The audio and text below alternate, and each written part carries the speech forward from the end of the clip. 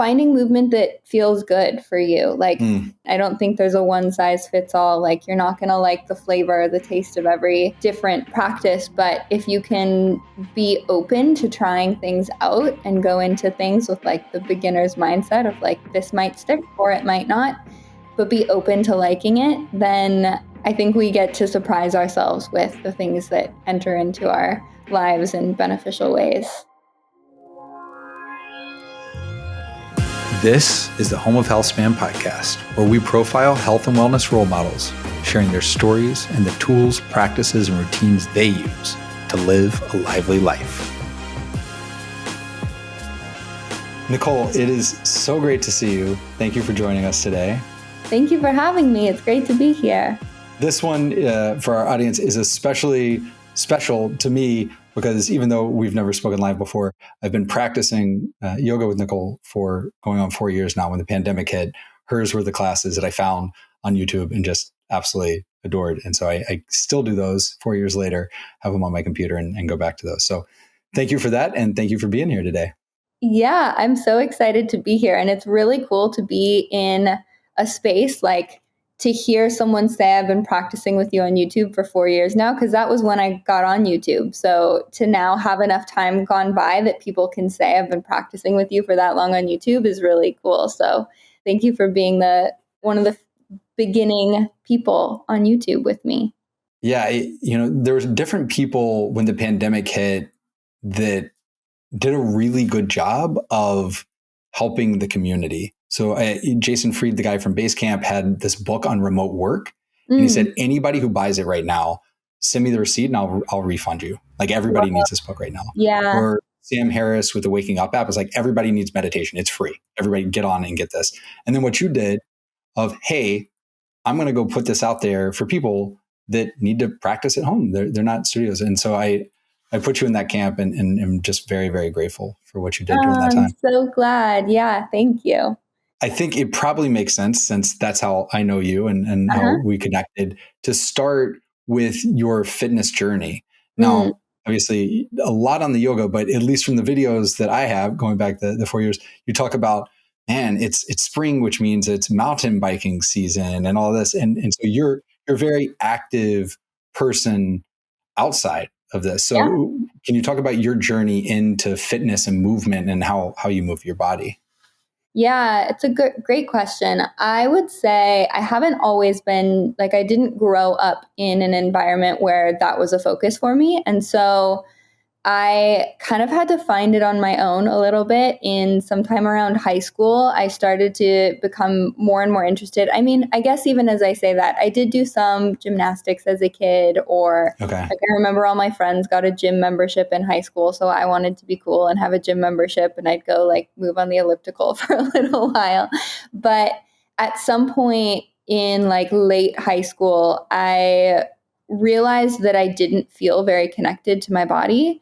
And I also didn't feel like I understood that there was a mind-body connection and that movement benefited both. So I understood to some extent that if I moved my body, it would help my mental state. And if I worked with my mental state, that has its like ripple effects into body as well.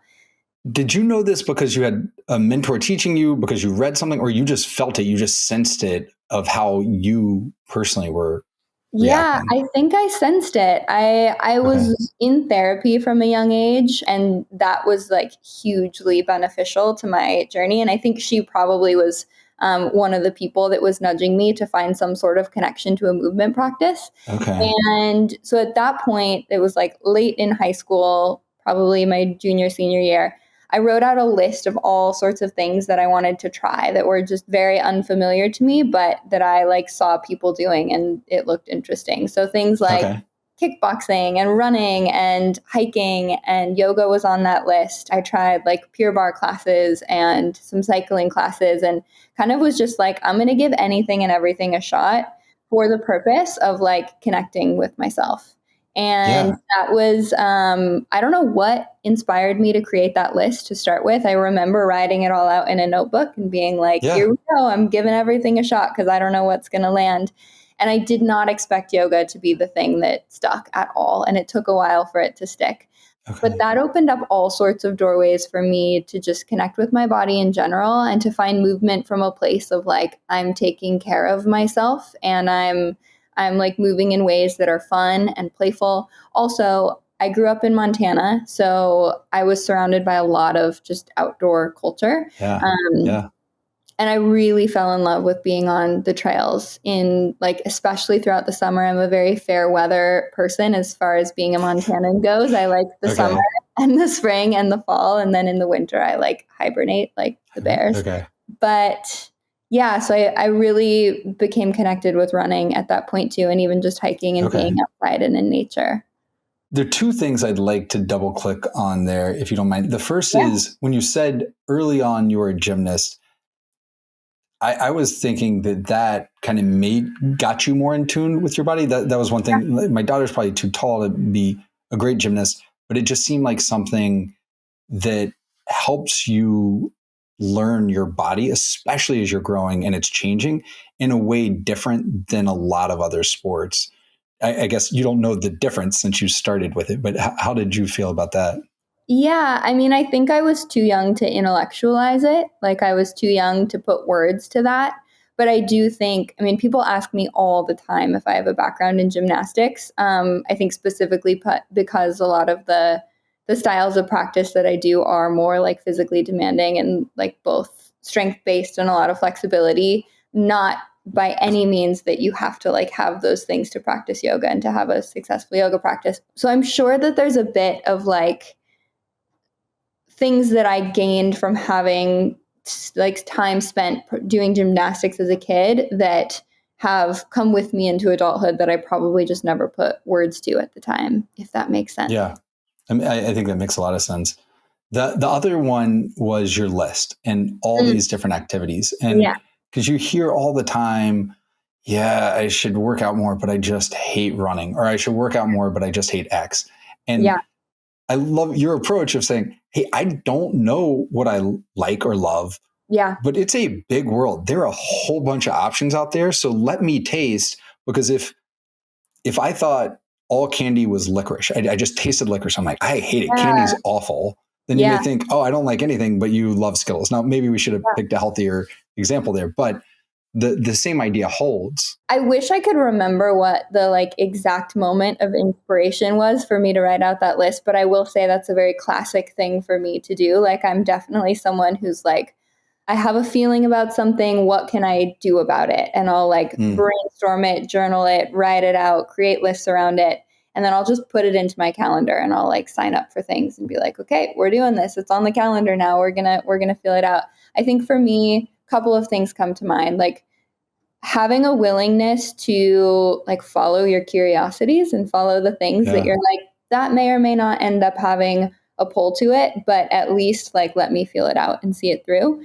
And then also finding movement that feels good for you. Like, I don't think, to your point, I don't think there's a one size fits all. Like, you're not going to like the flavor, the taste of every different practice. But if you can be open to trying things out and go into things with like the beginner's mindset of like, this might stick or it might not, but be open to liking it, then I think we get to surprise ourselves with like the things that enter into our lives in beneficial ways. And it's probably dynamic too. I mean, I think about, we know our taste buds change with age, and different seasons of life and of the year, there may be different kinds of movement that I'm are loving more this resonant analogy. with us. Yeah, no, it's definitely true. I would say my movement has shifted a lot throughout the years. And also even just within my yoga practice, it's shifted. Like when I first started practicing, I was most excited about all of the arm balances and inversions and like building strength. And that's still a big part of my practice. But I'm recently, like just before this, I recorded a yin practice for the Kula. And I was sitting there like melting into this yin puddle. And I was like, how did I ever not love yin? But at this point in my life, it's become really supportive. So definitely being open to things evolving is, I think, really beneficial. Yeah. Now with your practice, and we could go a bunch of different directions, but do you have kind of go to, what's the mat that you like to use? At least on the video, it seemed like you had a very large mat. Yes. I have an oversized Manduka mat. People ask Okay. me every single day. I get messages and emails about my mat. And I like it because it's big enough that I can like move outside of the lines of a traditional Yeah. yoga mat width. And I definitely recommend it. I love it. Nice. And then what about yoga clothing? Like what do you find gives you the best fit, kind of flexibility? What do you enjoy most there? I am not like super particular about brands. I would say the clothes that I end up having the most of are like things that I feel like are high quality and are going to last me time. So I'm not like rebuying consistently all the time. Yeah. I have some really classic Lululemon pieces that I wear a lot. I've also been really Yeah. liking Free People's movement line recently. That's been really Okay. good. And I would say those are my main two. Do you wear anything? You said you got more into running too. Do you wear different things for running, or is it similar between the I two? really like on runnings Mm. things, Yeah. specifically their shoes, but I also have some other apparel from them that I really like to run in. And then, yeah, I have Lululemon stuff for running too and for hiking. Yeah. That Yeah, makes sense. Now yeah, you touched on, early on in your practice, it was a lot about pushing the body, right? The arm balances, the inversions, the yeah, getting strong, and then now more of the appreciation of and some of these other things. How do you think about recovery? You have this one line mm, in one of the sessions about, man, my body is tired. yeah, And they say, but that's why we yoga. That's okay. That's yeah, why we yoga. yeah, So how do you think about that for your recovery when you're doing all these different things and moving yeah, your body consistently like you do? yeah.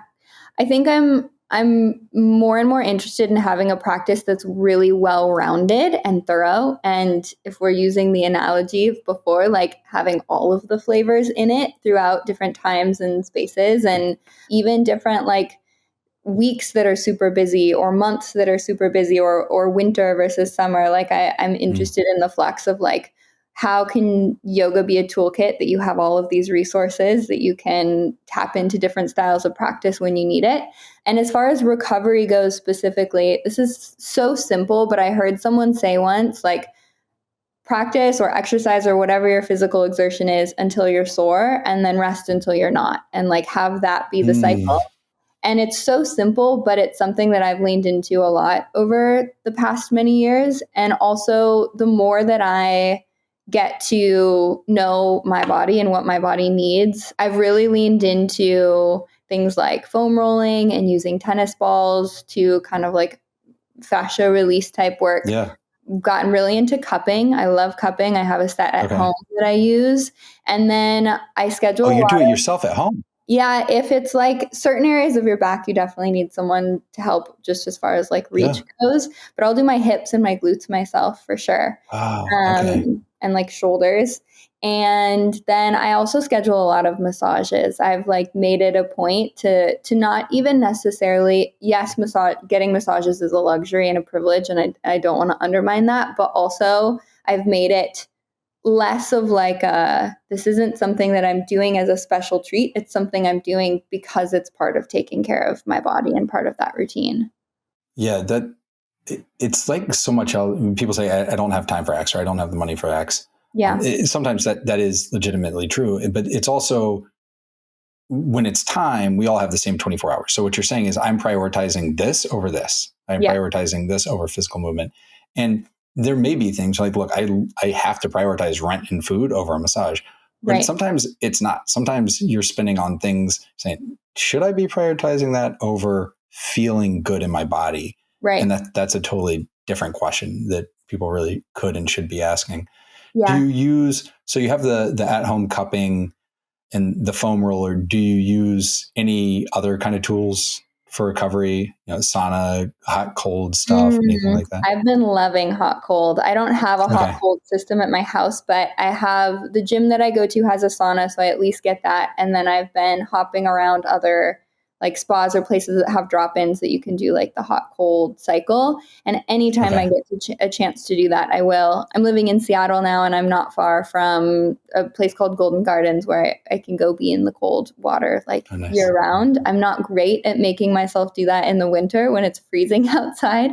But yeah, hot cold has definitely become a somewhat regular part of my recovery that I've really kind of like nerded out into the science of it a bit. And I think it's really interesting and I enjoy it a lot. Yeah. Nice. And how about sleep? I mean, what does your sleep routine or hygiene look like? Because that's such a big part of recovery. Definitely. Sleep is super important to me. I would say over the past like 5 years, I've really, maybe 4 to 5 years, I've really started to prioritize long nights of sleep more and being more consistent with not just like the number of hours of sleep, but consistent in like going to bed and waking up at roughly the same time. I feel like my most optimal sleep is about 10 p.m. to 6 a.m. ish. Yeah. Obviously there's wiggle room and room for life to happen in there. But I actually recently bought an Aura ring. I don't know if you're familiar with Aura ring. Yeah, of course. And I'm loving, like, every morning I roll over and I'm like, how did I sleep last night? And I look at the app and look at my sleep. It's really interesting to learn about the different depths of sleep that you can go to. And then it'll give you like a readiness score for your day of like based on the previous days and previous week's activity and sleep and all of its factors that it'll give you some input about how you might approach the day. And I've been loving that. Have you played with what impacts the quality of that sleep? Like the days that you're able to do the hot cold contrast, you find, oh, wow, I actually get 20% more deep and REM sleep during those. Have you seen anything like that? The biggest thing I've seen is that if I exercise too late in the day, I don't sleep as well. Like my heart rate doesn't lower until later in the night. Caffeine also, like I hate to say it, I've always been the person who's like, I can drink coffee and it doesn't affect me. And I've been lucky enough to travel throughout Europe quite a bit in the past few years. And I love like the dessert espresso after dinner is just like my favorite, but I definitely see it in my sleep. Also alcohol, I pretty much don't drink at all anymore because like it doesn't feel good. And then I see it on the Aura ring and the stats and I'm like, no, my body doesn't want that. Yeah. So that affects my sleep hugely. All of that is true. Everything you said, there's like well-documented research behind, but it's things like coffee that, because we can tell ourselves it's fine until you get a ring. You're like, oh yeah, maybe I was in bed with my eyes closed for 8 hours. Yeah. But my REM and deep sleep are very, very different. Like I lost an hour of each. Oh, and here's what that does in terms of early onset dementia, all these other things that are going to be real problems if I don't start addressing. So that's great that you're doing that. Do you do any, like temperature wise, do you keep the room cool? Do you do anything around that?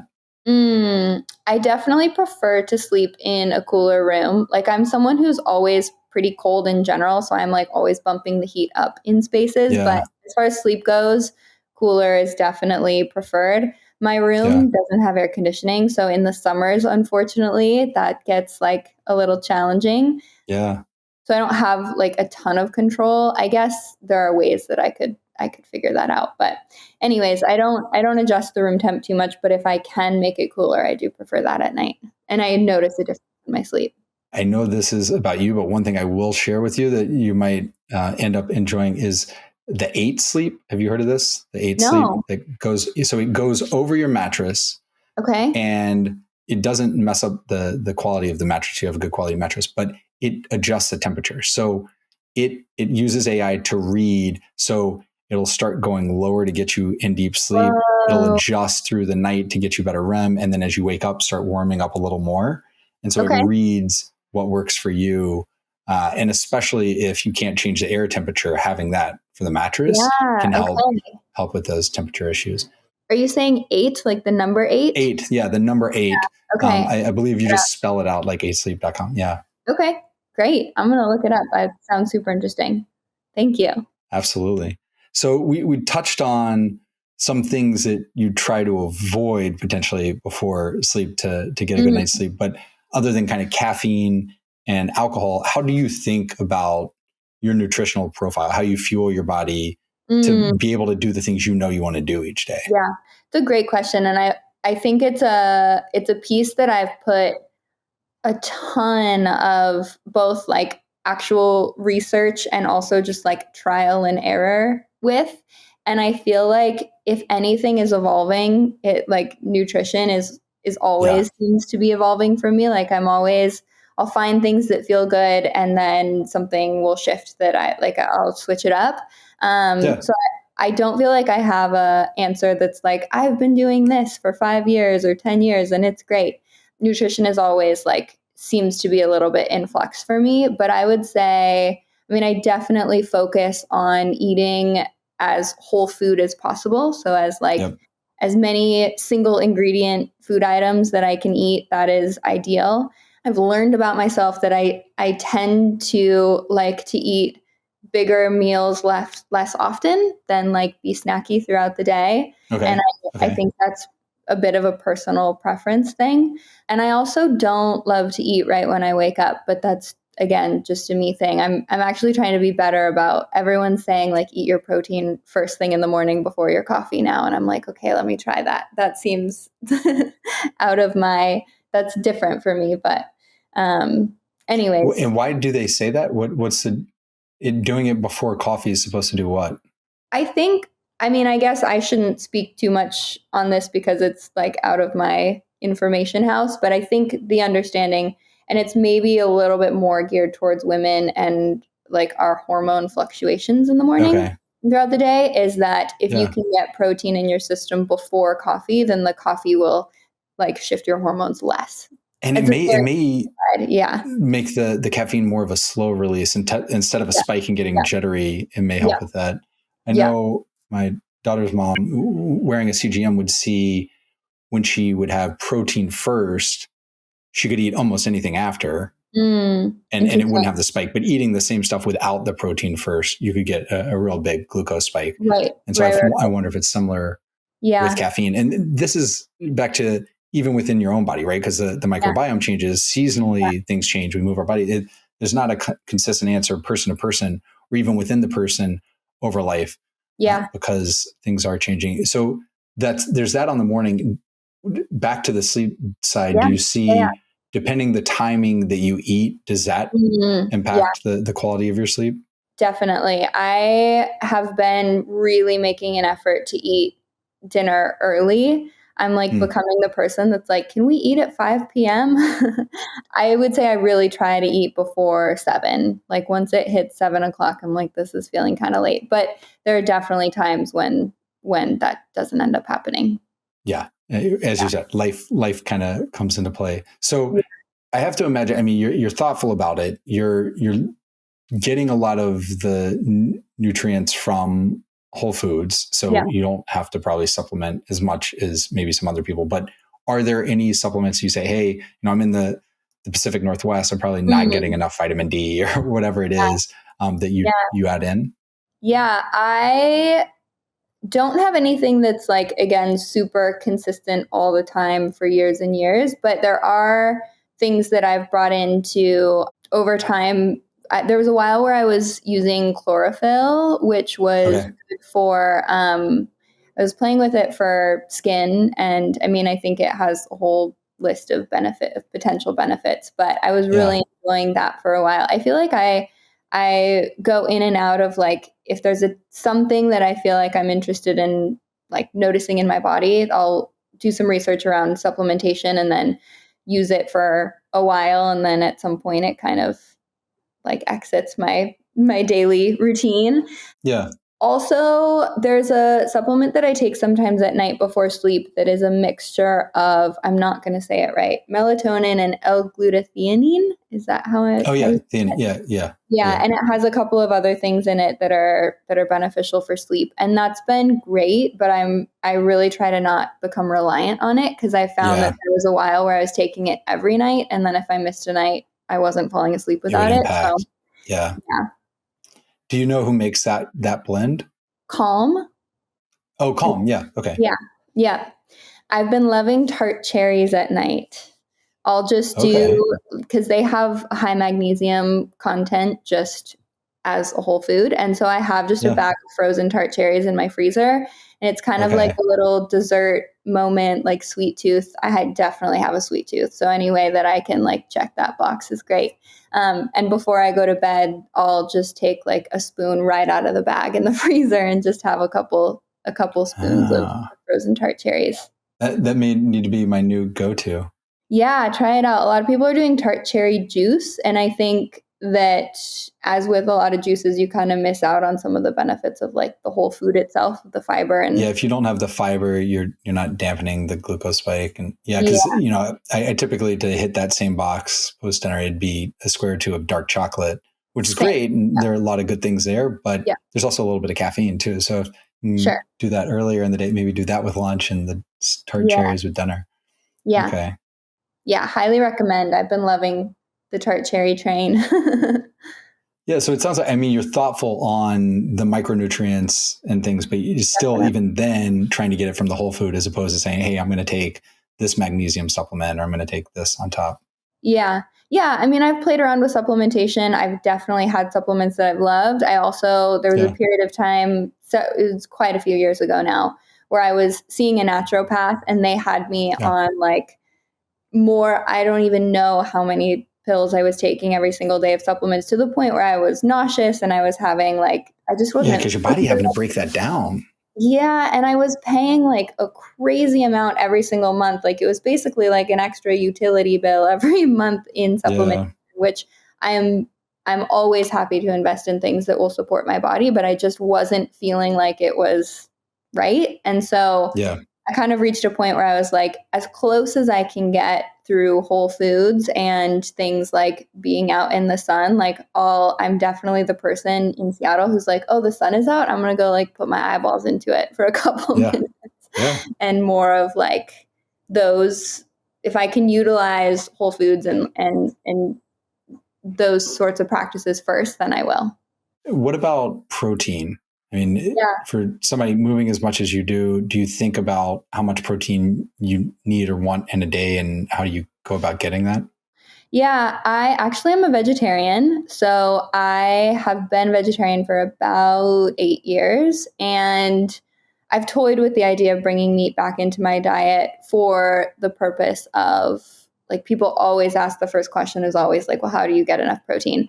I feel lucky as a vegetarian that I've never had a moment in 8 years where I've felt like I've struggled to get enough protein or felt like my energy levels have been affected from that.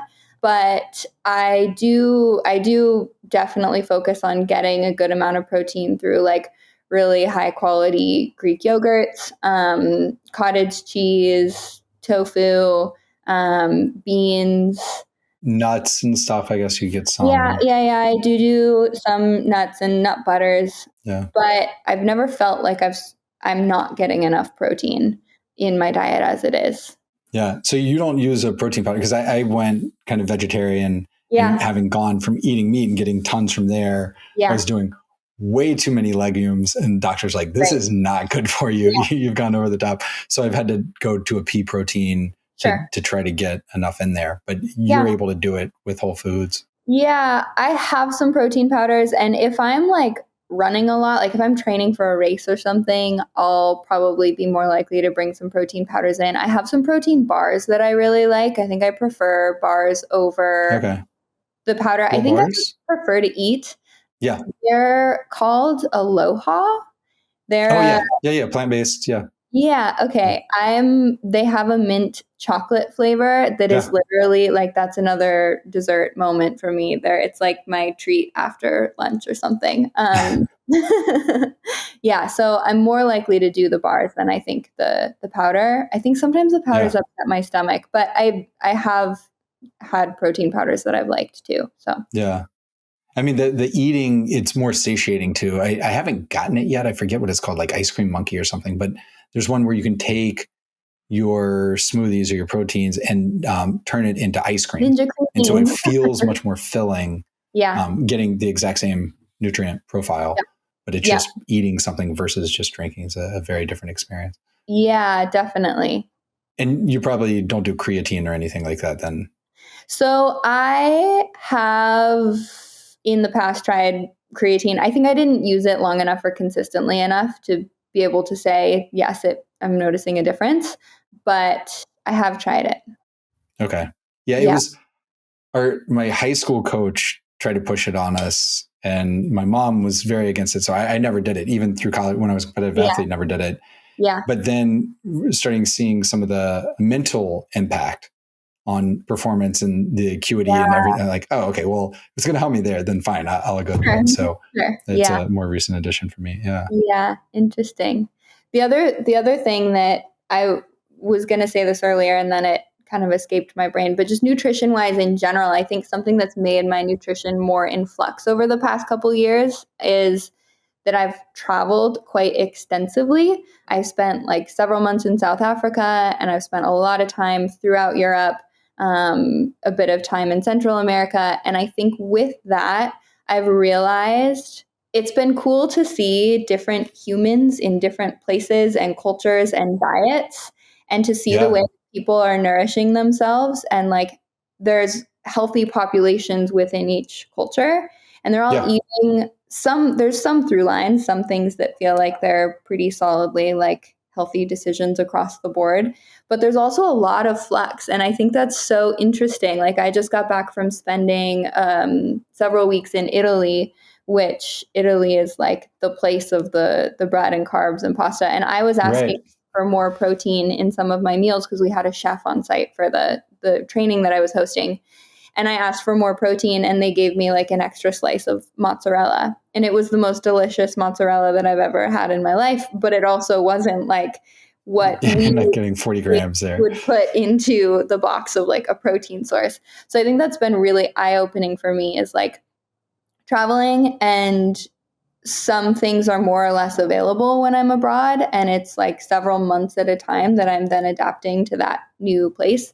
Less so now that I've based myself in Seattle. I've been here for about a year, but the past several years, there's been long extended periods where I'm like re-navigating to a culture and to a place, and that's really interesting too. I think this lends ourselves really good to the next topic, which is when you talk about those through lines and what health looks like. And it's not just the fuel that we put into our bodies, it's how we engage with that community. Yeah. And I know with the Blue Zones work, that is one thing that shows up in all of these places. And these people stay socially engaged. Yeah. And even though initially connected with you from an at-home yoga practice is through YouTube. Yeah. I know a big part of what you do with the Kula is community. You do these in-person trainings, you do these in-person retreats. So can you talk a little bit about how you came to that as a deliberate practice in your life to say, hey, this is something I want to proactively cultivate? Yeah, that's a great question. I was always, because I taught yoga in person for quite a few years in studio before I ever posted anything online. And I was the teacher who was like, I will not teach online because I don't think you can connect with people that way. Like you're just teaching to a screen. And then when the pandemic hit was when I was like, okay, I'm going to give it a shot. Here we go. And I'm blown away at the amount of connection that really is possible through online spaces. And the amount of people, like it really has just blown the doors open for like the range of people that can connect in one place. Like there's inside of the Kula, there's I think 62 countries represented in there right now, which is just like when I look at a map of the world, I'm like, we're covering so much of it. And then we'll host within the Kula, we'll host like an online Zoom call, like a community hang, and people will be turning their cameras on and their microphones on, and you're seeing humans from all over the globe and like hearing their accents and their voices and their culture come through within one space. And that's just like so profound to me. It blows me away when I think about it and every time I talk about it. So I've been really, really grateful to be able to connect with people in an online space. And I've totally changed my mind about what it means to connect with people through a screen. I think so much of the time we can demonize technology and social media and the internet and say, hey, it promised to bring us closer together, but all it did is put us on our couches scrolling. And I think at the end of the day, it's all a tool, and it's how you use that tool. And so if the entire tool was 20-second videos that people are just scrolling, it's one thing, but you've gone and deliberately crafted a platform and a community that gets people off the couch from scrolling, and it gets them engaging and moving together. And, not everybody feels comfortable going into a yoga studio, right? Initially they say, hey, look, I don't know some of the movements. Maybe I'm not comfortable in my body right now. Whatever is going on. Whereas this lowered that bar for them, say, I want to do this. And maybe if this wasn't available, I wouldn't be doing it. Yeah. It's so true. I've also found that there's lots of people who have shared that they might even be interested in going to a studio, but they're from a small, teeny, tiny town in the Netherlands, and there's not a studio where they live. So just like the accessibility at such a wide reach is also really cool to see. Yeah, for sure. And not only are you building that virtually, but you do stuff in person, right? You've referenced a couple. So can you talk a little more about those in person, whether it's the trainings or these retreats you do? Yeah, absolutely. So the Kula is the online platform, online yoga studio that has new uploads multiple times a week from me and some guest teachers.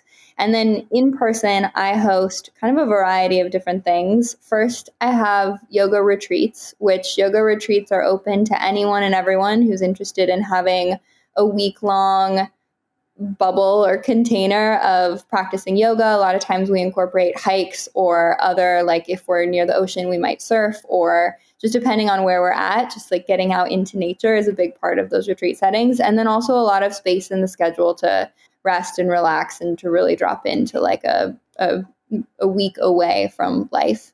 And those happen all over the world. I've hosted in lots of different countries, which is really always exciting. And then I have teacher trainings, which are more specifically for people who are interested in yoga education, people who are either interested in becoming a yoga teacher. So that would be a 200-hour teacher training that they would attend, or people who are already certified to teach who want to expand their knowledge and take further continuing education modules or bigger trainings. Those are part of the 300-hour modules. So I offer teacher trainings. My first ever 300 hours coming up this fall, which is really exciting. I've been working on that curriculum. And then I also travel and host some workshops too. And those are more just in local studios. I have one coming up in Guatemala and one in Banff. And those are more just me going into a studio for a day or a weekend or a week at a time and teaching to a community that's already kind of established. Yeah. And how do you connect with those? Is it people in the Kula say, hey, can I connect you with my local studio, or how does that come It's about? a little bit of everything. Yeah. Sometimes I will reach out if there's a location that I know, like I can see in the Kula that Germany is our second highest country. So I'm currently reaching out to studios around Germany to see about coming to do some workshops there. And then sometimes people will reach out to me, or a student will reach out to me and say that they've got a connection for a studio. So it'll be pretty organic. Yeah. That's really neat. Yeah. Now, you're very mindful around all these different things. And so when I think about that kind of mindset, the stress management bucket, you could think, hey, maybe that's just that box is ticked with yoga. But I can imagine if yoga is also somewhat your profession, right? There's a lot of reward and fulfillment that comes from it. But it can still probably at times feel like a job versus something else. So do you have other avenues, other practices, breathwork, anything to help with your kind of stress management or managing mindset? Yeah, I would say, meditation and breathwork are both very much a part of my daily, weekly routine. And I incorporate that really into yoga practice just in general. Meditation, breathwork, journaling, movement, like those are definitely all boxes that all need to be checked for me all the time.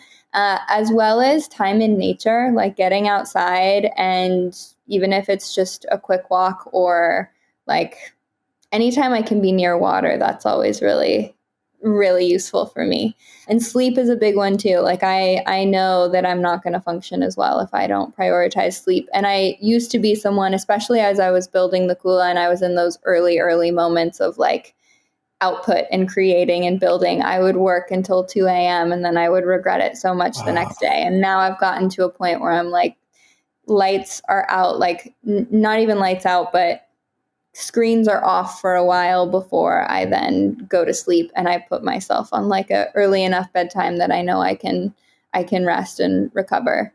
So I would say, like, I mean, it's taken a lot of time, but I feel lucky that I'm in a pretty good flow with things now. And I'm also really lucky that my schedule allows me the flexibility to feel out, like, if I have a day that's low energy or that I'm not like creating the level of work that I want to create, I'll tell myself, like, I'm calling a Saturday on a Wednesday, and I'll take days off like when I need it in the moment. And I'm lucky that I can do that. I know a lot of people can't.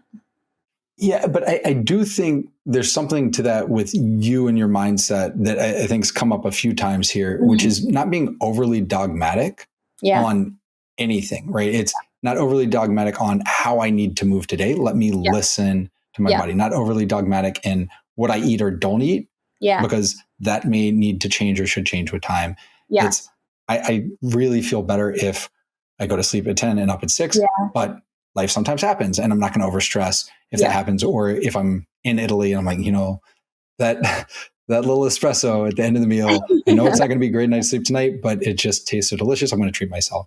And that has to come into play as well. I think for me, like, I'm so interested in like living in a very thorough way. Thorough is a word that has been like top of mind recently. And that doesn't fit into boxes. Like, sometimes you have to drink the espresso at night or do whatever the thing is for the sake of joy. I think that's a big piece that is so important on any sort of like health chart or like scan of the system. Is like, where's your joy at? Is that still a part of your daily, weekly routine or things that you're doing to nourish yourself? I was having a conversation with my mom this morning about, she was like, I'm talking about a friend or someone that she knew who had a heart attack. And she was so confused because she was like, but he ate so healthy. And I told her, I was like, Mom, eating healthy isn't the whole picture. Like, did he have relationships that were nourishing to him? Was he like seeking play in his life? Was he doing these things that also like sometimes don't mean just eating healthy or just doing the one thing? Like, it's really a well-rounded picture that has like a thoroughness to it and a depth to it and a width to it that's like more of a zoomed out perspective. So I don't know if that answers your question, but it's definitely a part of my mindset that I feel lucky that comes, I think, pretty intuitively to me. It answers better than my question, because I think a lot of people focus on health and health span, and probably a lot of listeners will measure, right, with the aura or other things. We have metrics that we can see and we measure to those. But what matters most does not have a metric. Yeah. It has a feeling. Yeah. Right. That social connection, that purpose, that joy, it's a feeling. Yeah. And over optimizing on some at the cost of the others, it's a fool's trade-off, because we know you could do everything right everywhere else. But if you feel lonely, you have higher risk of early onset dementia. You have higher risk of early cardiovascular event. Yeah. All of this matters. There's not mind, body, soul. It is all together. What you put in your mind is going to impact your cortisol levels, everything in your body. What you do with your body is going to impact your mindset. It all comes together. And so I can't thank you enough for the work you do on all these fronts, and sharing and making it public and making it available to people. Yeah. I love it so much. It's honestly like I wouldn't be doing anything else. Thank you for highlighting it and for giving me a space to talk about it. Well, thank you so much for taking time to come share with our audience. And I look forward to practicing with you again soon. Absolutely. Likewise. Thank you. Thank you for joining us on today's episode of the Home of Healthspan podcast.